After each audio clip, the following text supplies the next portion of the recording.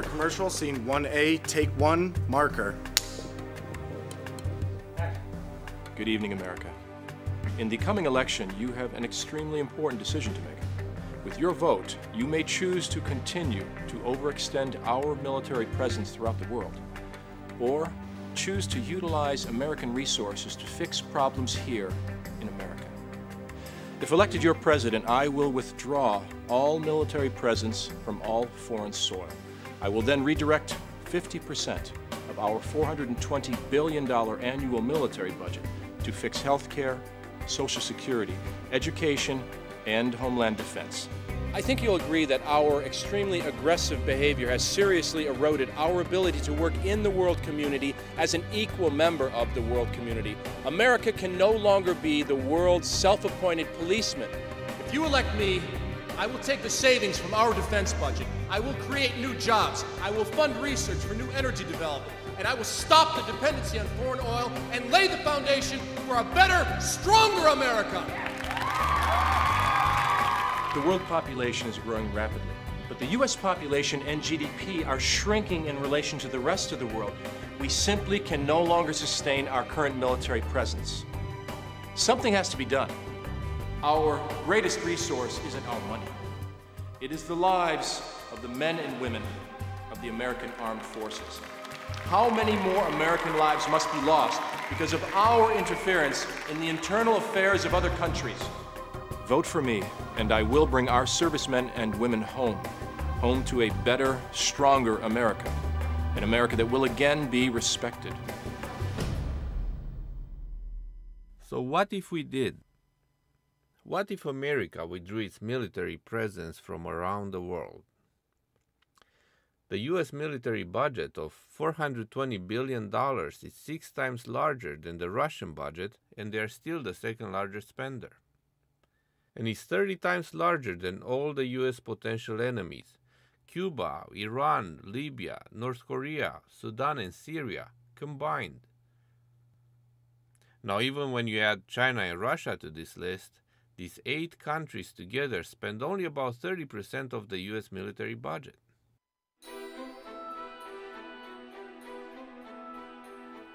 How much can we spend, and for how long? The world is growing by about 1 billion people every decade, and most of our traditional allies are washing their hands of us. So if the next presidential candidate were to advocate a complete withdrawal from all foreign countries, would you vote for him? If you said yes, you would probably not be alone. As a matter of fact, many Americans would like to see more money spent on domestic issues, or simply not spend and return to the taxpayers, than on military interventions. But would this be the right thing to do? And what about the other countries? What would happen to them? What would the world be like without us?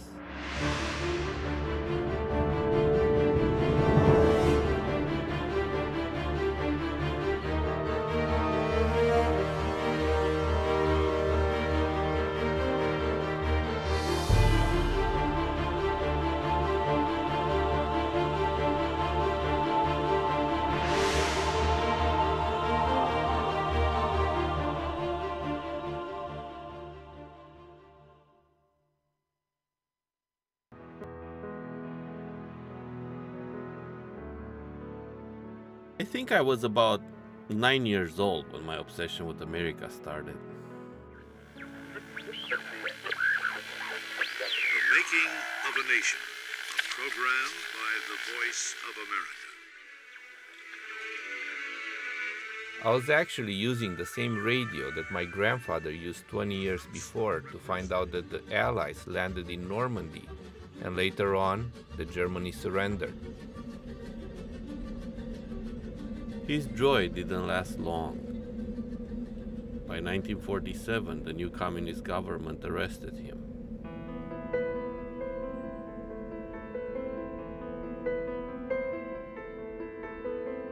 The family land and the farmhouse have been nationalized, and my grandparents have been deported hundreds of miles away in a labor camp. My childhood was filled with stories of Mr. Truman and Mr. Eisenhower. They were supposed to come back and free Eastern Europe from the Russians. It never happened. My grandparents had one daughter. She was about 14 when she dropped high school and had to join them in the camp. 10 years later, a young man knocked at the door of my grandparents. He was also detained. Just released from prison for being against the Soviet occupation. He was sent to the camp but had no place to sleep. My grandparents took pity on him. This is the story of my parents.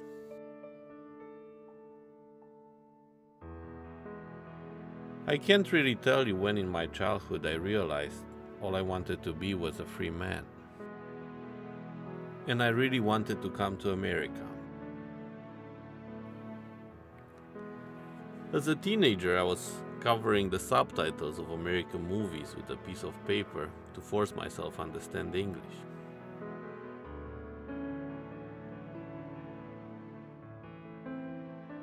I was 20 years old the first time I ran across the border to Yugoslavia.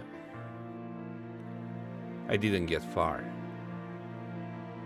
The Yugoslavs caught me and brought me back. I was sentenced to a few months in prison. I knew what happened to others. There were pictures like this on display at the police stations at times. I just didn't care. I just couldn't live there anymore. After I got out of prison, I ran again and again. 2 years later, I made it to Yugoslavia, and then I hid in a cargo train that took me across the border to Austria. It was the happiest day of my life.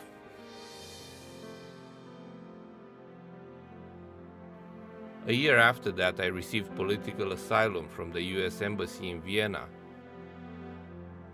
and finally met my childhood dream.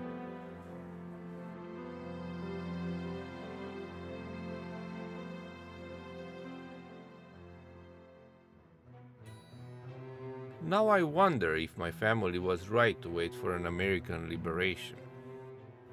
Today, it seems that many nations can hardly wait for the Americans to leave. Is the world a better place or worse because of us? And more than that, what would happen should America leave the world alone and become again just a normal nation? A republic, not an empire. To find an answer to these questions, I decided to travel on 3 continents and speak with people from many countries. In a way, this is the story of how the world sees us.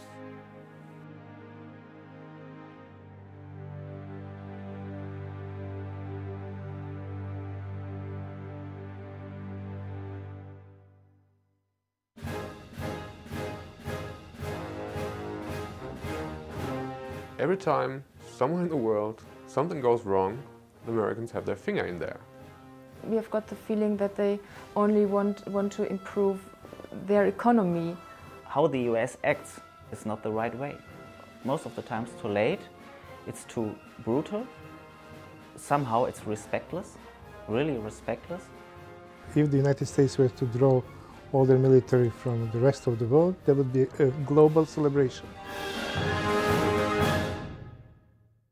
When you hear people, particularly in Europe, condemning the United States as if it were an evil empire, you can't help but smile because it's not that long ago that there really was an evil empire menacing Western Europe. I mean, we were the savior of Europe. We stood up against the Soviet Union. It doesn't cause them any philosophical pain whatsoever to take your protection and badmouth you. Yes, Americans saved Europe, absolutely. And the French are very grateful for that. But it's been 60 years. That's right. In fact, a lot has changed ever since I left in the 80s. There is no more Iron Curtain, and the old enemies of World War II have formed a union. Militarism gave way to social programs, and my fellow Europeans have learned to employ diplomacy, not war. At this time, the European Union is the only entity on earth that surpasses the United States as an economic power. So I wonder, should the US step down? Could the United Europe be the next superpower, or at least a regional power? Would their methods be better? Would they do a better job?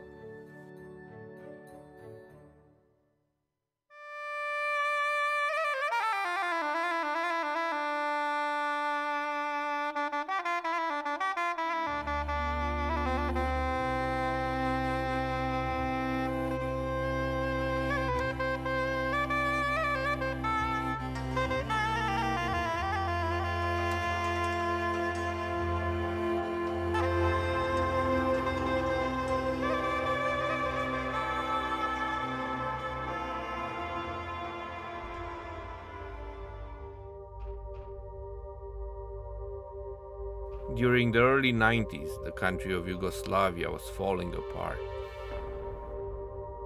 Over 2 million people were forced to relocate, and 250,000 people lost their life in the biggest genocide since World War II. Again, each side is charging the other with atrocities. The facts are unclear, but some terrible things were done in the final hours.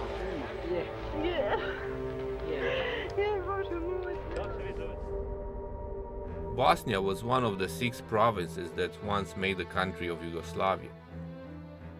By 1991, 2 of these provinces, Slovenia and Croatia, broke off to become independent countries. Shortly thereafter, Bosnia also wanted to become independent.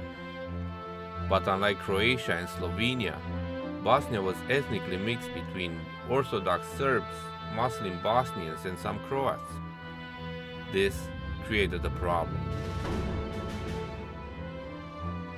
While most Muslim Bosnians wanted independence, the Serbs wanted to remain part of Yugoslavia, sparking a civil war that lasted for 4 years.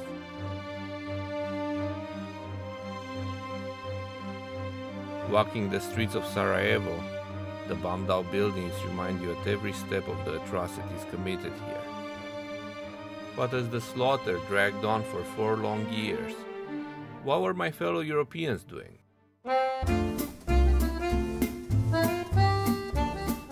For the first year of the war, next to nothing was done. While the US was busy with Iraq during the first Gulf War, the European governments simply could not decide on a course of action. By 1992, the French, English, and Dutch sent peacekeeping troops under the United Nations command. Hello, hello, hello. The only problem was that they were not allowed to shoot at anyone or protect civilians. Report after report of atrocities was filed and sent to their parliaments, but nothing could bring the European leaders to take real military action. Instead, they believed in diplomacy, meetings after meetings, talks, negotiations, and more meetings and talks. It was bottoms up for the Germans, who were savoring the latest brew. The largest European nation didn't send any troops at all. Branded with the Nazi stigma from too much intervention in World War II, now they couldn't bring themselves to take any action. And as for the Americans, for once, we were not doing anything either. After protecting Western Europe from the Soviets for the last 40 years, maybe it was time to let Europe take the lead in Bosnia. After all, they weren't fighting Hitler or Stalin, but stopping a civil war in a small country.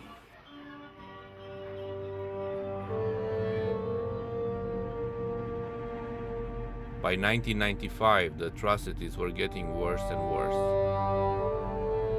In the summer of that year, the Serbs mobilized hundreds of soldiers in order to round up and kill the Bosnian civilians in the small town of Srebrenica. Hours before the Serbs arrived, the men tried to escape into the woods, while the women and children stayed behind. Among them, Efendic Fadila, whose son decided to flee. On me je poljubio i dok me je ljubio drhtala mu brada i govorio mi ne mama, nemoj se brinuti za meni, ne mama, nemoj da plačeš ako se meni nešto desi. To su bile posljednje riječi mog sina, a to je bilo 11. jula, utorak, 2 sata popodne, kad sam ušla u kamp. The camp was a battery factory in Srebrenica. It was also the headquarters of the Dutch soldiers and as peacekeepers. The Bosnian refugees thought they were running to a place of safety, but little did they know that the Serbs were ordering the Dutch soldiers to stand down. Some Serbian soldiers even wore Dutch uniforms, tricking the Bosnians into a false sense of security. Čuli su se te noći užasni krikovi. Bila je mukla tišina i najedanput užasni krikovi i sve se digne na noge. A šta se dešava? Dolazili su holandski vojnici i vojnici, četnici koji su bili obučeni u uniformi holandskih vojnika. Narod su da samo sjedi, da ne bude na nogama. The battery factory went from being a place of refuge to becoming a death chamber. While the Dutch peacekeeping troops looked on, the Serbs murdered 8,000 Bosnians. Jer je nenormalno i neprestano pucalo. I ja više ne znam ni šta puca, ni odakle puca, samo strepim i čekam kad će da budem pogođena. I sama sam se brinula za sebe i za svoju kćerku koja je bila pored me. Among the dead were Fadila's husband and son, both of whom were buried in a mass grave across the street. Their remains have yet to be identified. Clinton je dobar čovjek, ali ja sam na njeg ljuta. Za vrijeme njegovog mandata moje dijete nestalo. Ubijeno vjerovatno, muž ubijen. Još glavu mu nisam našla. Identifikovana, nije ukopana.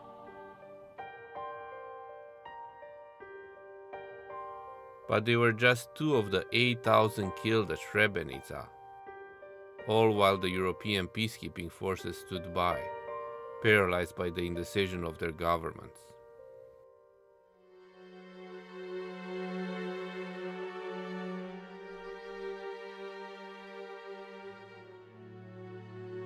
The European people, the European governments, really waited a little bit too long. And I think if the Americans wouldn't have come, the killing would have, go on and on.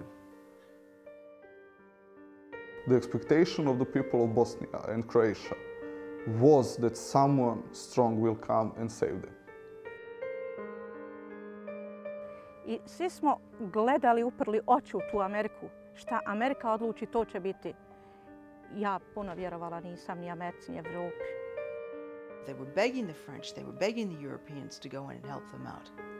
And I think in that case, yes, we definitely should have gone in. We should have gone in sooner. I'm glad we did go in, and I think we should have done more.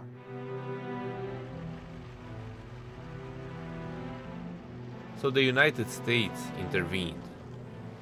Through a series of bombing raids, peace negotiations, and under the supervision of thousands of American troops, peace was restored in Bosnia. In Dayton, in the United States, 3 presidents signed up to a peace agreement. That peace agreement was devised to give you a chance to live a life free of fear, to be able to grow up in a country where its citizens have the choice to do as they wish. One of the lessons of 20th century history is that ethnically mixed societies can explode. The Balkans is a synonym for non-stability. And it has been that forever, and it will, I think, remain for quite a long time still. Europe, in fact, has a tendency to keep ethnic minorities as ethnic minorities. And it's no longer a problem that's just confined to the Balkans. In many ways, it's a general European problem that's getting more serious as more and more Muslims immigrate into the European Union and find themselves living in what are effectively ghettos. It seems to me that Bosnia may not just be a remnant of Europe's past, it may conceivably foreshadow a future for the whole of Europe, a future of ethnic and even religious conflict that I find frankly terrifying. The civil war in Bosnia, just 300 miles from my hometown, convinced me at the time that the European powers could not handle a conflict in their own backyard. But what if it were to happen again? Actually, it did. In 1999, the Kosovars sought independence from Serbia after their civil rights were taken by Slobodan Milosevic. This move again triggered an ethnic cleansing on a massive scale. This time, United States did not wait for a European response. Neither did any European power want to take charge of the Kosovo situation. The US gave the Serb leader several ultimatums.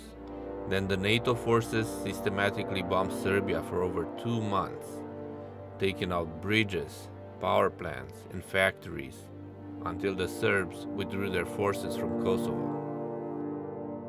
When NATO began to wage war against what was left of Yugoslavia, I was aghast, because it seemed to me, for all kinds of reasons, to be a radical departure from the entire post-war order based on the United Nations Charter, because this was an intervention in the internal affairs of a sovereign state. Kosovo is a province. If I could choose, I probably would choose that no one intervene in Serbia. Probably, I think that we must solve our own problem. That's natural. Well, you need mediators in some kind of conflicts. When people cannot agree on something, there is a necessity for a mediator. But does this mediator has to have arms or impose? This is not a mediator. We are in Kosovo for the same reason you are here. Some things are worth fighting for. A future not dominated by massive killing of innocent civilians because of the ethnic or racial heritage they were born with or the way they worship God. Military intervention by the United States was most probably an attempt not to repeat the same mistakes and go into the long, like 3.5–4 years, war on the territory of Kosovo, but to stop it in time. I and those who were critical of President Clinton and indeed of Prime Minister Blair were actually wrong. This was the right thing to do. The imperialism of human rights is in many ways the most desirable kind of imperialism. So what would have happened if the United States did not intervene in Bosnia, and what did the European nations learn from this war? Is there a future for the United Europe as a superpower? I think that today, last two Bosnians would trying to find each other within the territory of the country, trying to kill each other. And in Brussels, in Paris, London, Moscow, they were still arguing about, yeah, but I'm not quite sure how is the way to approach the problem and things like that. Evropa je nesposobna da reši probleme bez Amerike, ali tako je naučila. To je kroz čitavu istoriju. Prvi svjetski rat, kad se Amerika uključila, zaustavljeni. Drugi svjetski rat, kad se uključila Amerika, zaustavljeni. If the Bosnian wars were to begin again, or if Kosovo were to blow up again, I think there is next to nothing that the European Union could credibly do to stop it. Nothing has really changed in the past 10 years. Europe is still a military pygmy. In Europe, you're dealing with a generation of Europeans who have become used to U.S. military forces as being the backbone for their defense. And they've allowed military spending and the development of military forces and the willingness to serve in the military to really seriously deteriorate.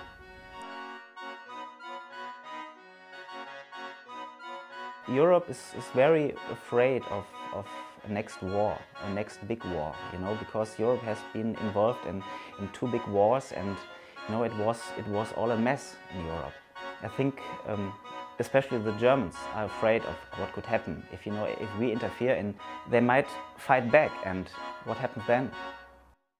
I think there is an enormous resistance to the idea of a collective European defence capability, most particularly in Britain. And even the French and Germans, who've gone the furthest down this route, have so far done nothing other than produce a kind of token force. It isn't actually capable of any serious military activity. Part of the problem is that the European Union is not the United States of Europe. It's an economic union which pulls in quite a limited way the sovereignty of some very strong nation states with a very great deal of history behind them. European countries are very different. Europe is not a melting pot. They're just a bunch of squabbling brothers and sisters. And it's hard to get them to agree on something. And then it's hard to get them to decide, all right, now who is going to be the leader of all this? My worry is that you could have the United States withdrawing into isolation and nobody stepping into the breach. And then the whole world could end up being like the Balkans in the 1990s. The issue of humanitarian intervention is really a late 20th century phenomenon. It comes after the end of the Cold War. Prior to the end of the Cold War, any United States action throughout the world would have risked an escalation into war or some sort of conflict with the Soviet Union. Once the Soviet Union goes away, and the United States is this unipolar military power, they have not only the ability to intervene militarily, and some people will say they have the responsibility to intervene. Amerika itekako treba da se umiješa u tuđe poslove. Znači, ako je ovaj jači naoružan, treba ovoga što nema ubiti i gnjaviti i terorizam vršiti i terorisati taj narod koji nije naoružan. Americans always sort of give part of a possible solution of a problem to Europeans. But they are not quite able to get together. They cannot find a common statement, they cannot find a common policy, and that's why United States is sort of invited to come and to say, okay, I mean, we saw you cannot solve the problem. That's why we have to do it. We see when a country becomes threatening, totalitarian, brutal, that we've got to think about doing something about it. That our passiveness in the face of Pol Pot of Cambodia led to perhaps 2 million deaths out of 8 million people. Our passiveness in Rwanda probably led to the death of 800,000 people. Had we intervened in some way, you might have reduced those numbers. We didn't. We didn't.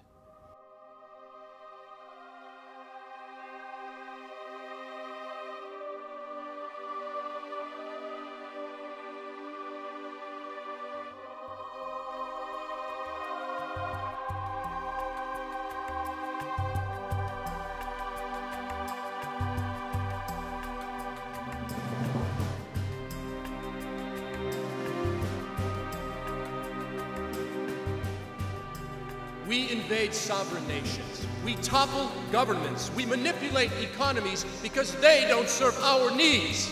And because we are the one and only military superpower, who is going to challenge us? At the present time, the U.S. has military bases in over 90 countries, including Tajikistan and Djibouti. I wonder how many fuel cell factories we could build here in America with the money we spend to maintain those remote bases.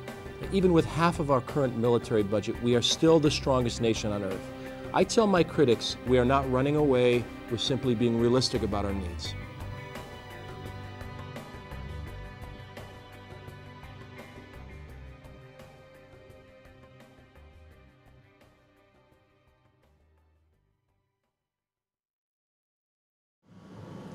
Major combat operations in Iraq have ended.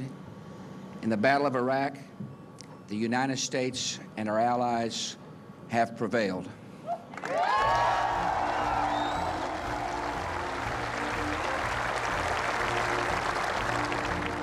Where freedom takes hold, hatred gives way to hope. When freedom takes hold, men and women turn to the peaceful pursuit of a better life. American values and American interests lead in the same direction. We stand for human liberty.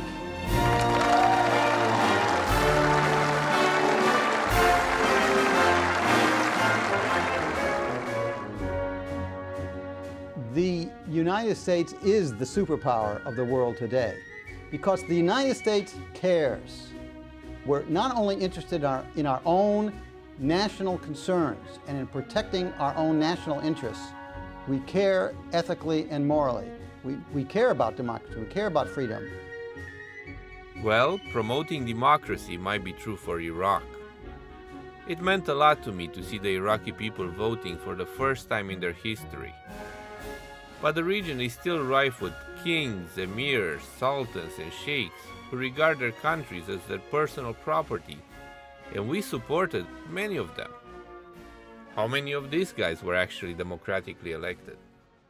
It's more or less like a hypocrisy. They don't care much about democracy or liberty or what people are doing and so on. They worry about is there an interest in this region or not? What would I get from this? If it's in our interest, the companies, the oil companies and so on, we'll do it.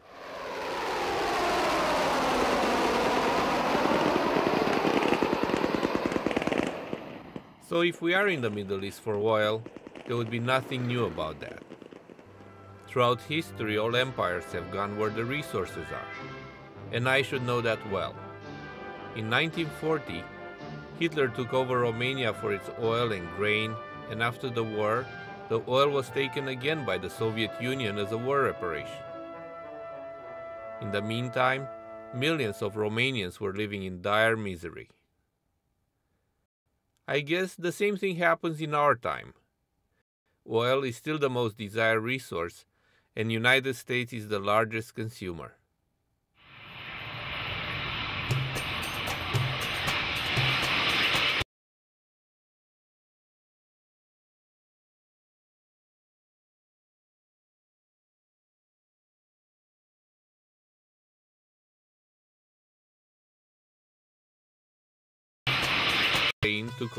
If Kuwait was an agricultural country, he wouldn't come near us.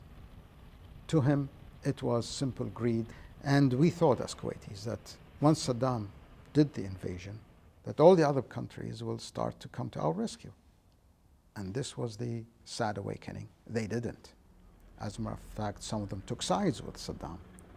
The alternative was to go to a superpower. The United States was the alternative.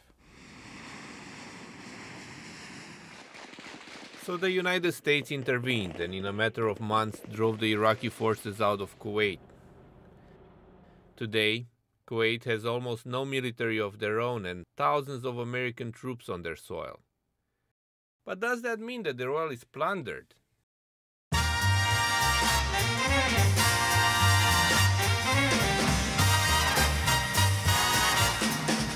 You know we're riding in style, got our own miracle mile.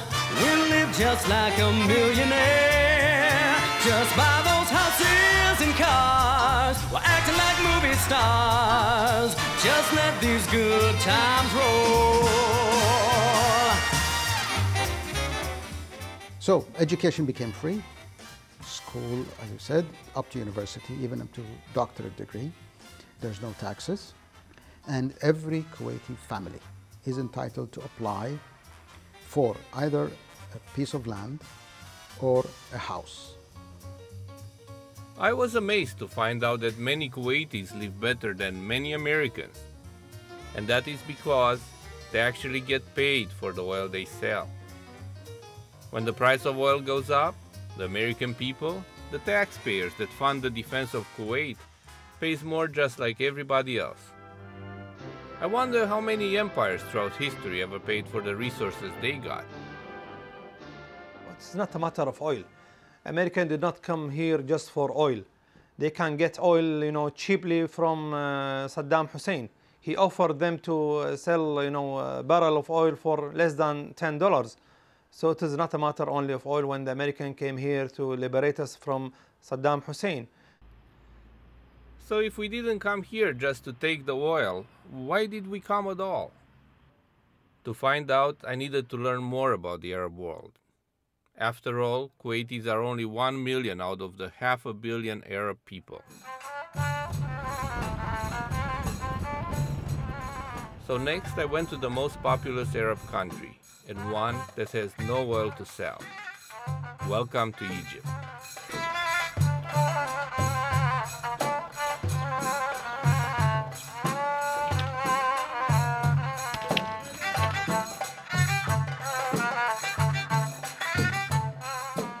Egypt might be famous for their pyramids and monuments, but I found it to be a troubled country. The population of this country has doubled in only 30 years, and just 5% of its land is usable. While there is some oil, it barely covers this country's own demand. And unlike Kuwait, there is no free housing or education from the government. Sad but true, this is the state of most of the Arab world, the ones that haven't been blessed with oil revenues. While most of the Middle Eastern countries share the same language, culture, and religion, the differences in the standard of living are tremendous and mostly based on the size of the population and oil revenues. So is this the reason for all the wars and violence in this region? Well, I have argued that the problem in the Middle East isn't a clash of civilizations, it's a civilization of clashes, in the sense that there is a culture there of political violence that is deeply inimical to the emergence of civil society and democracy of the sort that we know in the West. So you have the Islamists of various kinds on the one level. On the other side, you have the dictatorships, the authoritarian dictatorships. And there hasn't been enough of an opportunity for the development of a moderate middle. Especially after the invasion of Saddam and so on. People worry about what our neighbor is going to do in the future. Before, maybe you could live within the boundaries of your wall, you build it high enough, you lock the door, you're safe. But when people start to learn how to jump inside your house or blow the wall to come inside, then it becomes a different deal. You cannot live in seclusion anymore. Everybody is under a threat of some sort or the other from his neighbor. We know we are a defenseless nation, we're a peaceful nation, we're a small nation in a bad neighborhood, in gigantic bad neighborhood. Iran, unfortunately, at this time, is a danger. You know, why does Iran want to have nuclear power? Why does Iran want to go against the rest of the world when it comes to its nuclear program? Could the world be wrong and Iran is right? In order to be fair, in order to please the people of this region, you have to tell the Israelis probably to leave at least part of the region that they occupied. Look at the wall, for instance, that the Israelis are building now and kicking some people out of their land. What are the Americans doing? The only occupation in the world now, anywhere in the world, the only occupied land is the Palestinian land, and that's not fair. And America has to do something about it. I realize how dear Israel is to an American's heart, and how the whole culture evolves when it comes to foreign policy to protecting Israel. But you cannot just run the world the way you like it to be. And as a friend of America, I think that it's time for America to address such a coral issue. Okay, the Middle East is a powder keg, but none of these countries pose a threat to us, and we also have to pay for the oil we get anyway. So I still don't know, why are we here? Let's get a European perspective. Oil is the point why the Americans start the war in Iraq. And it is the oil that people get killed for over there. We know that oil is a real problem for us. We have to stay at peace with countries who have oil resources. You can't put your sons your kids into war for oil. You should use your head and, for example, make solar energies and all that stuff working. While the Europeans believe that we are in the Middle East to get the oil, if you look at the distribution, you would find out that the US is not the prime consumer of the Middle Eastern oil. Actually, most of the oil goes to China, Japan, and the European Union that has almost no production of their own. Europeans have a long history of hypocrisy when it comes to the Middle East. The Europeans need stability in the Middle East. They're as dependent, indeed more dependent on Middle Eastern oil than the United States. But they don't want, at least they don't all want, to pay the quite heavy price of trying to stabilize that region. So when Europeans bleat about American policy in the Middle East, you need to take it with a large grain of salt. And frankly, they don't see a threat to Middle East oil resources. The Europeans, I think, would like to do work in the Middle East as a business proposition. They're not considering the democratizing of regimes throughout the Middle East, as the United States is doing. They'd much rather try to hold a lid on and just see the Middle East as a source of oil, I think. Okay, but how about Asia? Japan, the second largest economy in the world, is also the largest consumer of Middle Eastern oil. What is their involvement in the region? Soon after the Second World War, Japanese emperor went to Japanese Diet, which is Japanese parliament, and gave a speech that from now on, Japan must be a pacifist country, heiwa kokka, or peace-oriented country. And Japanese public learned that they shouldn't opt for war, but peace. But what about China? They're actually the second largest consumer of oil in the world. China is in the midst of a really vast transformation in its dependence on oil. 20 or so years ago, China was an oil exporter. Within the next 20 years, they're going to be a massive oil importer. China is going to be very sensitive to where their oil comes from and how assured that supply is going to be. It looks like they cannot do but rely overwhelmingly on the Middle East. To get Middle East oil, they need to be assured that the sea lines of communication with the Middle East are open. Right now, the sea lines of communication are open because of U.S. naval power. We don't think that it's fair for us to just, keep the oil flow going and the rest of the world is just sitting idle and buying oil and not doing anything about keeping the stability and the peace in this region. Therefore, we think that it is a must for America and the rest of the world to really interfere in this region to keep the stability and peace so as the oil could keep on flowing.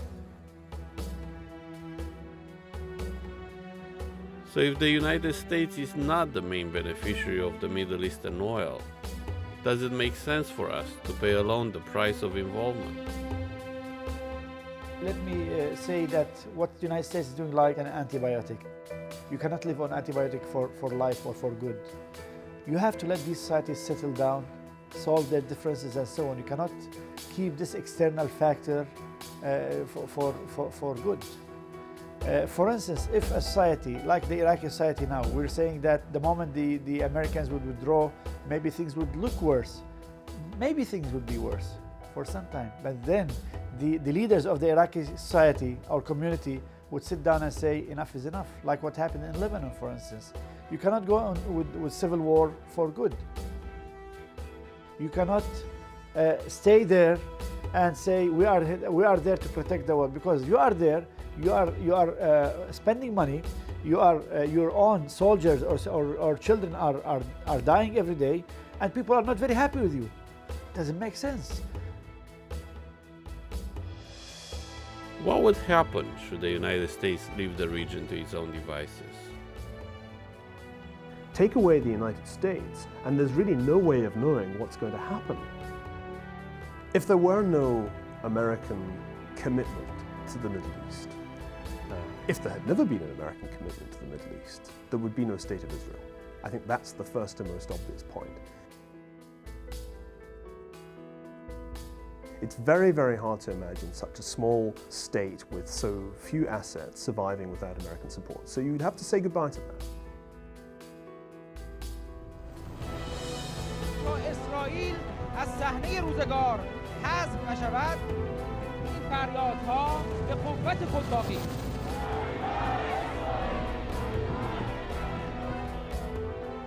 sooner or later, Israel's enemies, including the current regime in Iran, would be able to wage a war against it, that the Israelis would only be able to win at a colossally high price. So that's number one. Number two is, what would the various states in that region do to one another, absent the United States? We know that Saddam was capable of waging war against two of his neighbors because he not only invaded Kuwait, but before that he went to war against Iran. We know that Lebanon was ripped apart by its neighbors and turned into a puppet state by Syria. The list goes on and on. And if you take away the United States from this story, it seems to me you don't just have the destruction of Israel, but you then have the self-destruction of the Arab world. It's a very, very volatile part of the world, and it seems to me that those who blame the problems of the Middle East on the United States or on the colonizers before the United States are completely missing the point. والصهاينة رهيبة ومقطع الكيان. الله أكبر. لو أذن الله لنا يا أمة محمد سيقول حتى الحجر يا مسلم هذا يهودي من خلفي تعال وقعها. ونحن نقطعها والله لا نقطعها أيها اليهود. الله أكبر. الله أكبر. الله أكبر. الجهاد في سبيل الله. الجهاد في سبيل الله.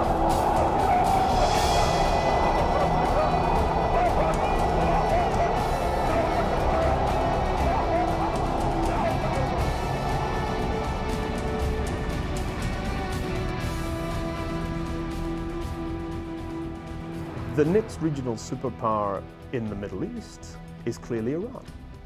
Iran is the principal beneficiary of America's generous destruction of its principal rival, Saddam Hussein's Iran. And I think the ambitions of Iran for regional dominance are to be underestimated at our peril. That's why it's so important that Iran not acquire nuclear weapons. Because I think with nuclear weapons, it would be North Korea, but North Korea poised on top of some of the biggest oil reserves in the world.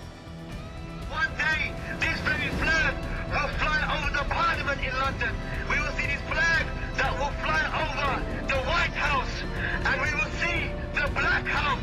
The Kaaba will take over the whole world. قد حكمنا الدنيا وسيأتي يوم والله نحكم فيه كل الدنيا. سيأتي اليوم نحكم فيه أمريكا. سيأتي اليوم نحكم فيه بريطانيا ونحكم فيه كل العالم. Just imagine that those groups, Al-Qaeda for example, take over the power in any country in Saudi Arabia or trying to threaten the situation and the security in the Gulf. So I'm sure that will threaten that flow of oil or export of oil to Western countries. But America cannot now withdraw from Iraq until they fix Iraq, because if Iraq is not brought to stability and to democracy, then it will be anarchy, and this anarchy would spill all over the region, and I'm not exaggerating if I say all over the world.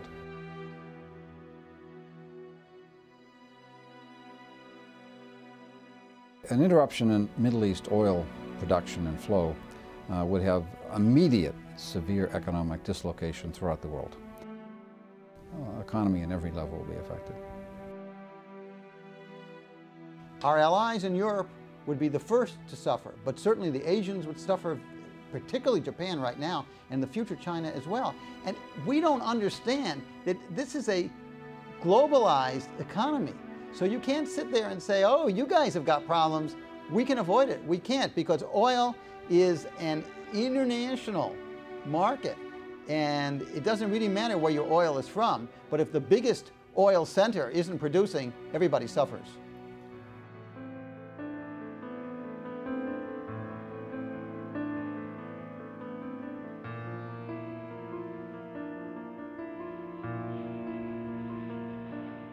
I left the Middle East without an answer.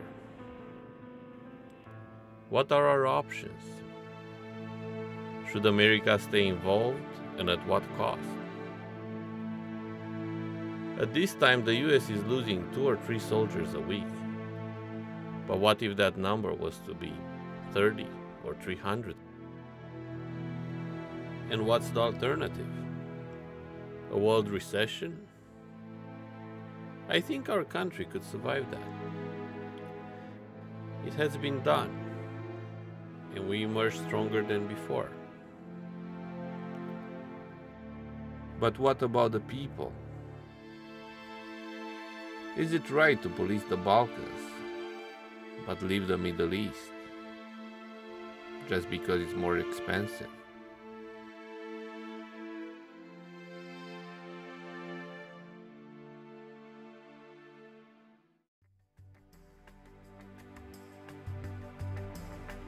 Well, I think the problem is pretty simple.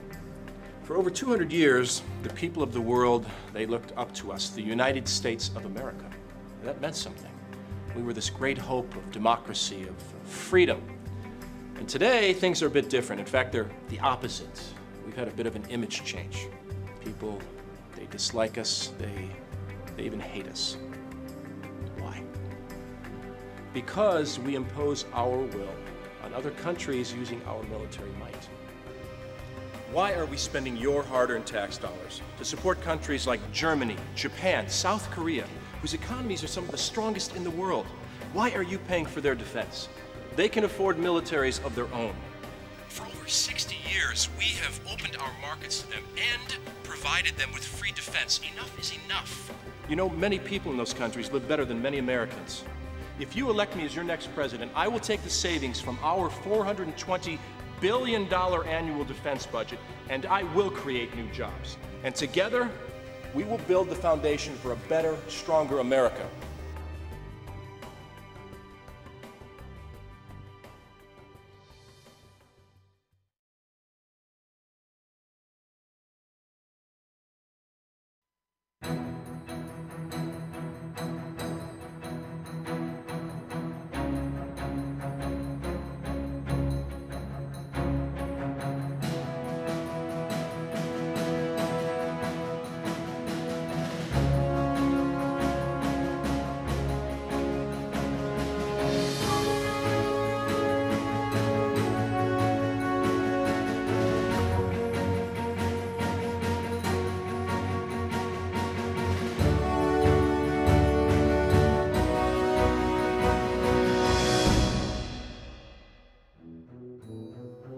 The wars of Asia have been over for more than 50 years. Today, Asian countries produce most of the goods we consume, and old enemies are best trading partners. While the 20th century has been known as the American century, this next one will probably be an Asian one. Despite all the peace and prosperity, there is a lot of American military presence and commitments in this region. I set out to find out why.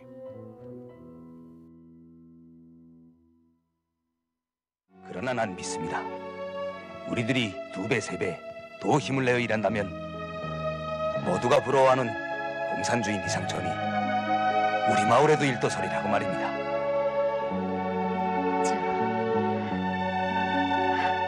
저도 뭔가 힘자라는 걸 덮고 싶군요. 고맙소, 네 양동이.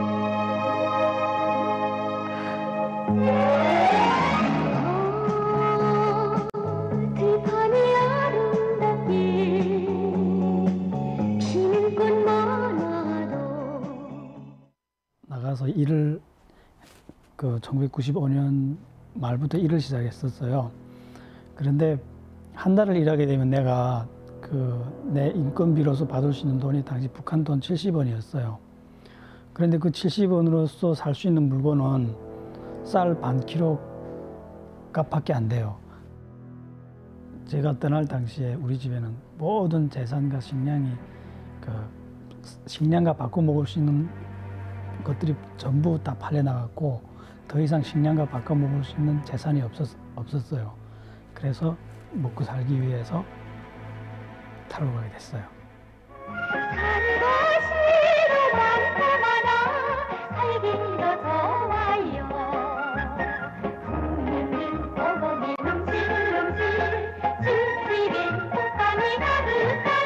내 고향이 고향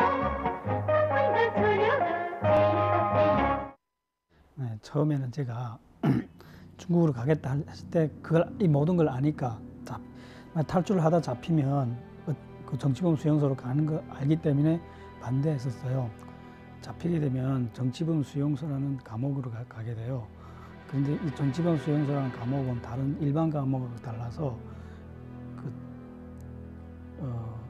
석방이라는 개념이 없어요. 우리 아저씨가 외국에서 편지했었는데 군하라는 별나게 본 적 안 돼. 어떻게? 내가 살아있는 동안 온갖 향락을 다 누려야지. 야, 왜 점점 구리대 갈까? 참 한심하지. 희생된 혁명선열들이 지금 살아있었으면 뭐라고 했을까? 그래서 넘어올 때 만약 잡히게 되면 자살할 걸 각오하고 넘어왔죠. 저뿐만 아니라 많은 사람들이 다 그래요.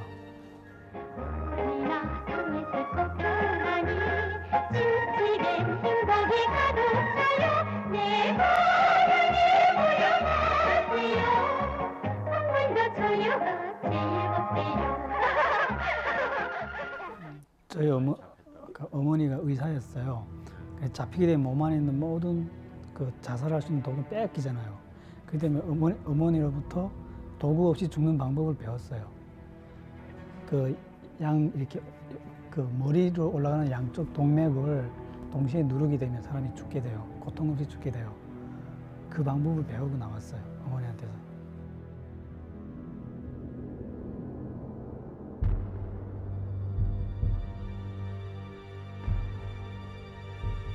지금 북한에 저희 어머니와 누나들이 있어요.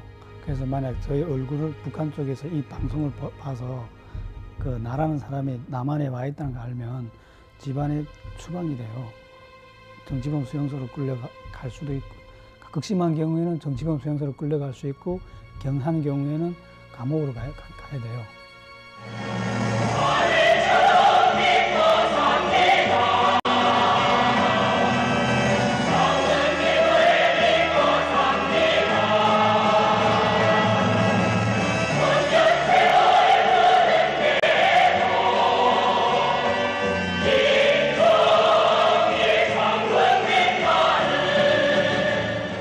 뿐만 아니라 모든 탈북자들이 바라는 것은 미국이 북한에 대해서 무력으로 공격해서 김정일 정권을 제거해 주기를 학수고대로 바래요.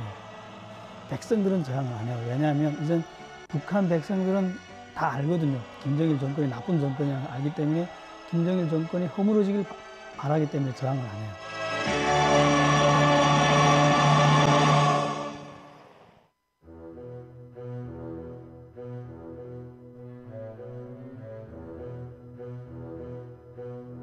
Right now, the U.S. Army has about 21,000 soldiers in Korea. The purpose of the U.S. forces in this alliance is to deter North Korean aggression, and should that deterrence fail, then we're prepared to fight and win.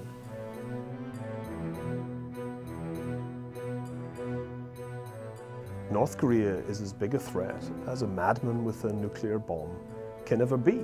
That's to say, an almost unimaginably big threat. The regime in North Korea is the craziest in the world.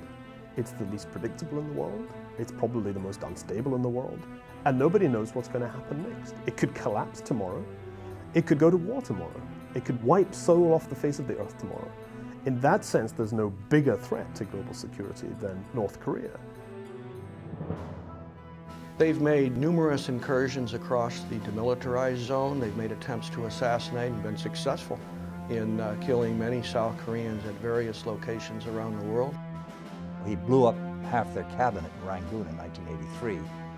He sabotaged K-858 in 1987 with 115 South Koreans on it. He sent down assassination teams to take out the president. These are violent people. I understand that the North is still hostile, but if you look at South Korea, they're twice the size in terms of population, and their economy is about 20 times larger. More than that, they benefit of the latest US weapons and training, and they don't seem eager to live under the regime of the dear leader. So why couldn't they defend themselves? 그러니까 그 북한의 군대가 이렇게 군대 숫자만 봐도 150만 군대를 유지하고 있고 한국 군대가 67만 명이에요. 그러니까 군대 인원수가 벌써 배로 넘고. ですから朝鮮半島の軍事バランスを考えるときは、ソウルという1200万人が住んでいる町は北朝鮮の前線からわずか40キロ50キロぐらいで常に北朝鮮の下方の射程の範囲内になって人質になっている。 게릴라 부대만 30만인데 국군의 절반이 게릴라 부대, 북한의 특수부대. 이런 사람들이 일시에 공격을 하게 되면 한국이 아무리 막강한 군사력을 가지고 있다고 해도 그게 쉽지가 않겠죠. 그러니까 서울을 그냥 밀어버리는 거는 북한이 충분히 수능선이 있다고 생각하거든요. それと常に攻撃を準備して訓練をして特殊目的部隊を持っている方が最初の1日で相手の半分以上を壊滅することができるという。 그러니까 미국의 화력이 빠진 상태에서 쉽지가 않을 거예요. 그러니까 굉장히 위험하죠. 지금. The American presence is a deterrent to North Korean adventurist action. It's worked since '53, which is roughly 52 years, so I would say that's a test that it works. If the United States were to pull out from the Northeast arena and leave the region entirely in the hands of China, Japan, and Korea, I foresee a great chaos. So if we are in South Korea with all the weapons and technology, why have we left such a bad regime in power for so long? The United States has removed many regimes, and I can think of one that was worse than the North Korean one. But you see, besides his nuclear weapons, Kim has another ace up his sleeve: a treaty of alliance with China. In North Korea, China has a wonderful bargaining counter. It's impossible for the United States to solve the problem of North Korea without China. It's been tried and it hasn't worked. You can't really keep the Chinese out of the equation because the Chinese keep that regime teetering on the brink of collapse, but not quite collapsing.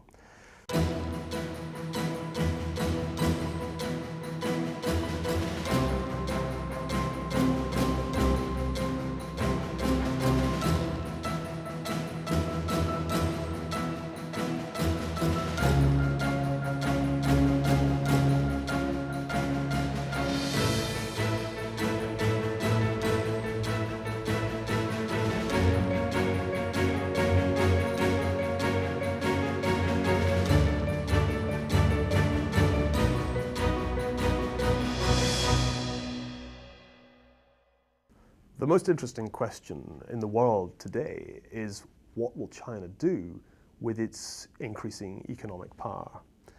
It's an extraordinarily explosive question because when one thinks back to the 1930s, in many ways World War II began with the Japanese invasion of China, not in Europe.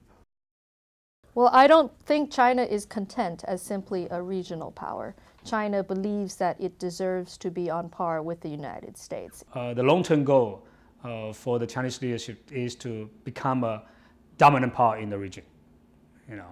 And as a matter of fact, they said it in public that the long-term goal, strategic goal, is to eject the U.S. influence from the Asia-Pacific region. Well, China is developing the capability to launch ICBMs against the United States. The same capability Russia had during the Cold War. Next 5 to 10 years, they'll have a new missile called the DF-31A, which will be able to hit anywhere in the United States with nuclear weapons. This is a new phenomenon, something that the Americans don't seem to notice. I don't know why we don't pay attention to it, but it's a serious matter. Maybe containing China's rise is the real reason why the US keeps all these bases in Asia. But is it realistic for us to believe that we will never have to share the world with another superpower? After all, China is reforming, and the small Asian countries are in their backyard. But do these countries want to be shared? Only 100 miles across the sea, there is an island where the other Chinese live, the ones that don't have to answer to the Beijing government. I went to see this island. The economy flourishes, people have rights and freedoms, This is Taiwan.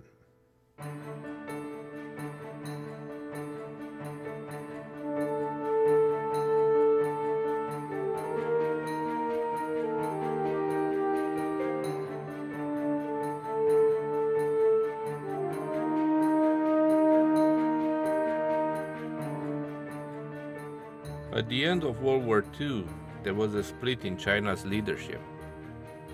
After a long civil war, the communist leader Mao Zedong took control of the country, while his opponent Chiang Kai-shek took refuge to this island. The United States continued to support him with weapons in the hope that one day he will retake China from the communists. He never did. After his death, Taiwan became one of Asia's thriving democracies and a prosperous country. It sounds like a great success story, however, there is a problem. China has claimed Taiwan to be part of China, even though Taiwan has been part of the Chinese rule only 4 years of the past century. We believe China wants to forcefully take over Taiwan, wants to incorporate Taiwan as part of their expansionary intentions. This is something that we cannot accept. We worked very hard to build democracy in this country. Many of our party leaders sacrificed tremendously, spending time in prison, family members being murdered, people being exiled to fight for the basic freedoms that we have here in Taiwan. And we will not easily give that up. If China took Taiwan, it's a great opportunity. China could put military bases on Taiwan. They can absorb the military know-how. China could absorb the technology that they've developed here and use it.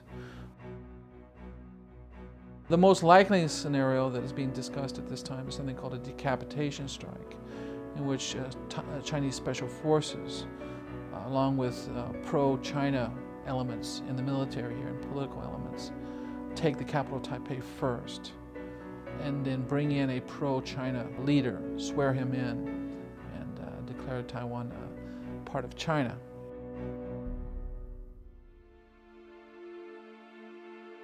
I was invited to visit a Taiwanese naval base.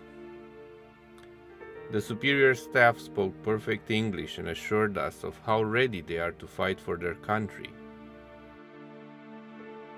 I was overwhelmed with admiration for these people, and I couldn't stop thinking of how my native Romania was taken over by Soviet Union at the end of World War II and the years after. Could this be the fate of Taiwan? I also have seen 3 out of the 4 diesel submarines the Taiwanese Navy has. One of them was American-made, a World War II edition. This nation is determined to fight, but is determination enough? Even with US arms, our calculation is that we cannot defend ourselves more than 2 weeks. The Chinese are quite capable of taking Taiwan. They're really gearing up right now for the United States military. That's what they're gearing up for. That's why they're buying all these ships and building all these planes. They're not doing it because of the Taiwan military. They can take Taiwan. We don't have any military troops in Taiwan, by the way. We don't have any military treaty. We have the Taiwan Relations Act, which in effect says that we would help Taiwan defend itself in case of attack. And we take it seriously. If America said tomorrow, we're not going to support Taiwan anymore, China would just take it. The thing that stops China from taking Taiwan is the United States Navy, and that's it. If the United States comes in, what happens then?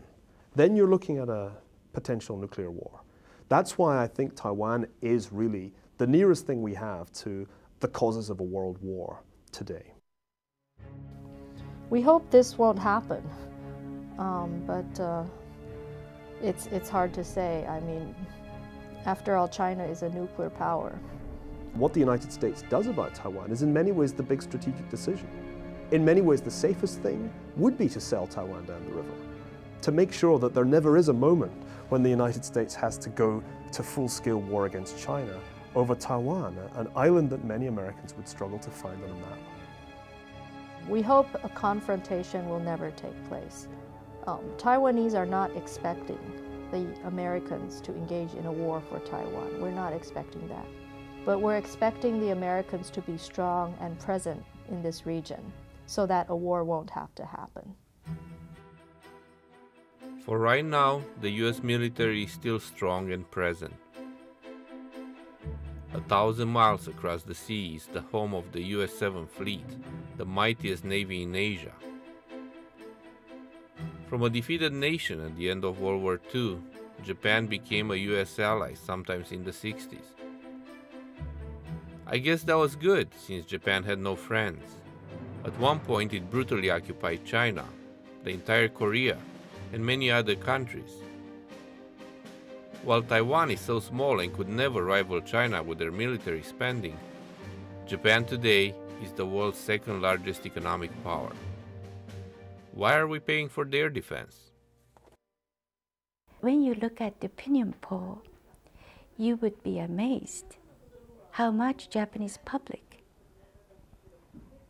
trust US presence here. It has been consistently above 70% support. Why do you think we have such a high support? I guess because it's provided by the US taxpayers. Who wouldn't like free defense from a superpower with almost no obligation? When asked to help in Iraq, the Japanese government sent only 600 troops, and even they were not to engage in combat. I know Japan renounced militarism, but are we here because they are defenseless? Japan has got a very good Navy and a very good Air Force using our aircraft. I believe it's the F-15. And they're good pilots and they're good seamen. They have a huge Navy. They have Aegis-class destroyers. They have some of the most advanced fighters in the world, fighter jets. Japan can take care of itself in many ways. Yes, they have a lot of weapons with the exception of one. Affected by the tragedy of World War II, Japan vowed to never possess nuclear weapons and even sought the abolition of such weapons from all over the world. So what would happen should the United States leave this alliance and just bring home the 50,000 troops it currently devotes to the defense of Japan? If US abruptly withdraws the military presence from the Japanese islands, then we'll spend the next 10 years rearming in a very serious way, suddenly including acquiring nuclear capability. But if the Koreans have nuclear weapons, Chinese already have nuclear weapons, the Russians who are in the region have nuclear weapons, the Japanese are not remaining non-nuclear. If Japanese go nuclear, do you think the Chinese can put up with that? Japanese attitude to China has turned sour, and it works vice versa. Chinese public has turned sour to Japan. Japan is different from Germany. Japan did not really show any remorse of its past aggression against the Asian countries. Japan has expressed its remorse to China many times over. Our emperor and empress visited China and expressed their remorse. I don't like the Japanese to be rearmed before they really apologize to us, to show their sincere remorse. China replaced communism with patriotism, and Japan is a very easy target. ある程度介入あるいは口出しをしてもいいかな大丈夫かなと思うようなところが中国にはまだあります。これは古い彼らの思想が外交面に反映しているからなんですね。外交的な手法についてもう少し日本人はついてきなさいというスタイルはやっぱり日本ではあまり受け入れられないと思います。And the Chinese are in payback mode. they profoundly feel that they were on the wrong end of the 20th century and they are going to be on the right end of the 21st century. I think their long-term objective is unquestionably hegemony in East Asia, and that must imply a subordination of Japan. It can't mean anything else. If the United States isn't there, Japan has to choose. Either it simply accepts subordination or it has to become a military equal of China. Well, should the US leave this region, it's possible that China will accept gracefully Japan's rearmament. But what could happen if they don't?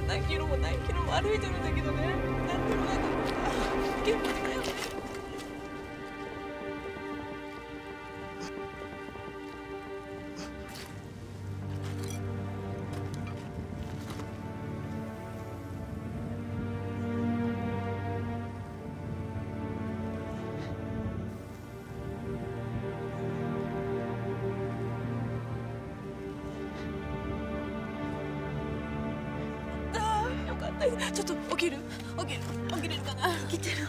私たちできますか。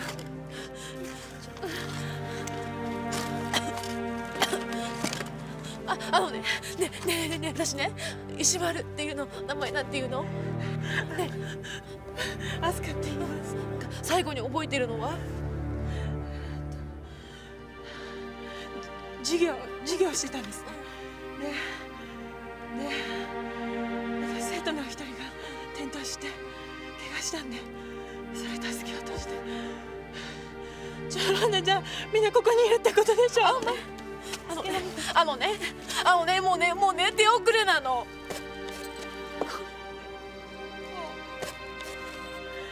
うね、こんなんじゃね、誰も生きてないの。誰がこんなことするんですか。何のために子供たち死んじゃったのね。止める人いなかったの。ほら、ね、お水飲もうか。ね、止めることできなかったんですか。お水飲もう。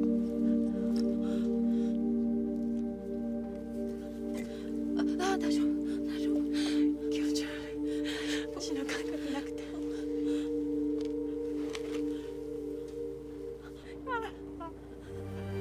大丈夫だからね、大丈夫。ちょっとね、大丈夫だから。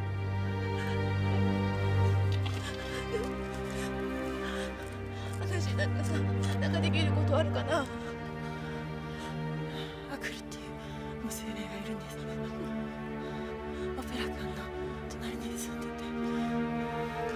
娘に会ったら愛してるからねって言ってもらえますか。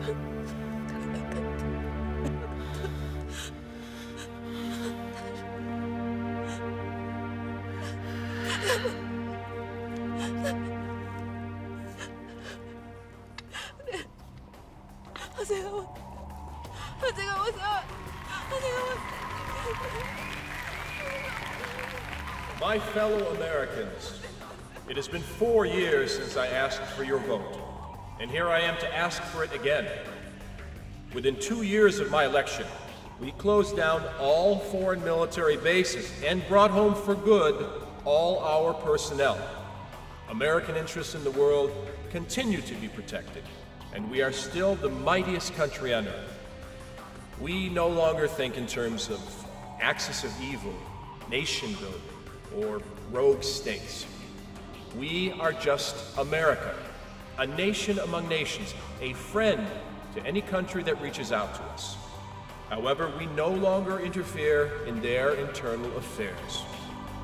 Today in the world, our citizens and businesses are respected again. No longer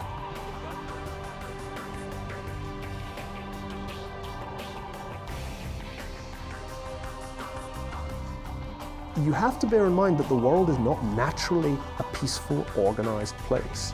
It has to be made peaceful by some kind of overarching authority.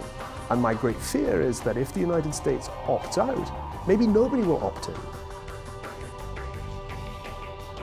Americans take their freedom for granted.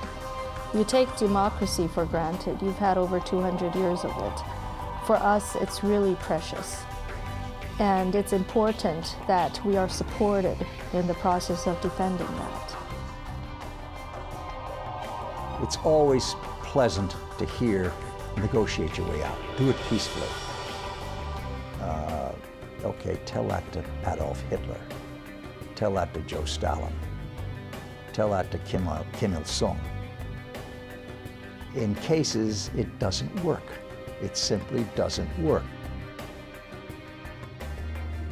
The whole planet, the civilization, I mean 6.57 billion people are not quite, or not everybody are quite ready to make decisions on their own. I mean, I'm sorry, but that's the way how it is. Americans can choose to play the role of global superpower. They can make the financial sacrifices, the military sacrifices, and actually the fundamental sacrifice of their attention to the rest of the world. They have that choice, or they can opt out. They can walk away. They did that before. When the American empire last imploded after the First World War, the results were not pretty. And my hope is that that won't be tried again, and that Americans will accept that, unpopular though it may make them, wielding power is on balance preferable to running away from it.